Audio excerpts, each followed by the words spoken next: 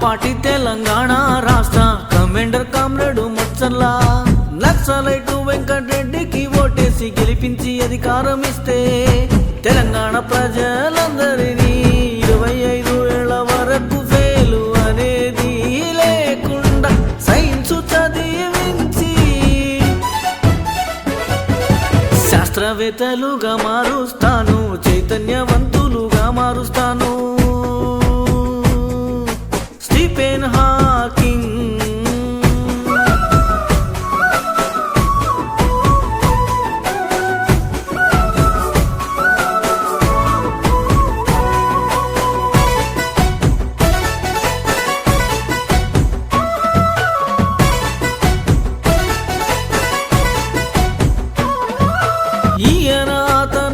తానుగా తన శరీరాన్ని కదపలేరు కానీ ఎక్కడో అనంత విశ్వంలో నక్షత్రాల కదలికలను లెక్కించగలరు.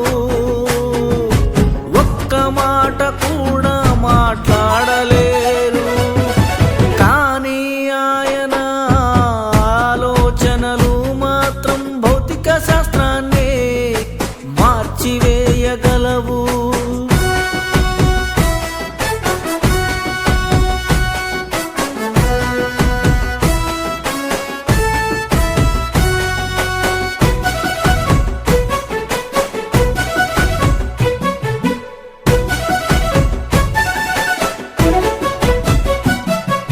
చిన్నప్పుడు సోకిన వ్యాధి కారణంగా శరీరంలో ఏ భాగాన్ని కదపలేక చక్రాల కుర్చీకే పరిమితమయ్యారు.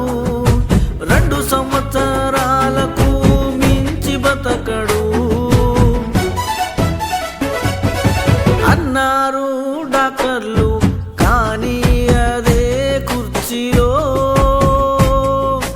76 సంవత్సరాల వరకు బ్రతికారు.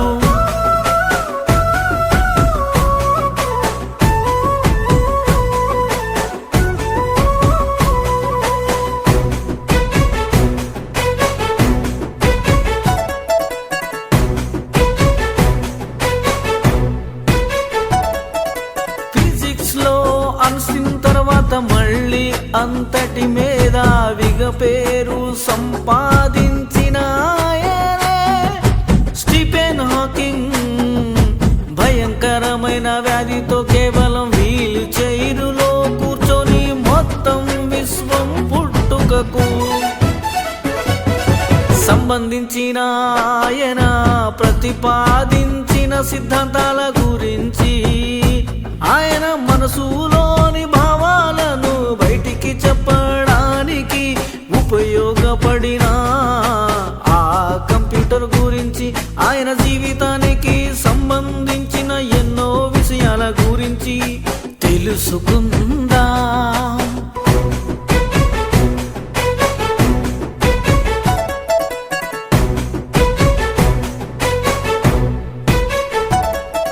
స్టీఫెన్ హాకింగ్ 1942వ సంవత్సరం జనవరి 8వ తేదీన ఇంగ్లాండ్లో జన్మించారు.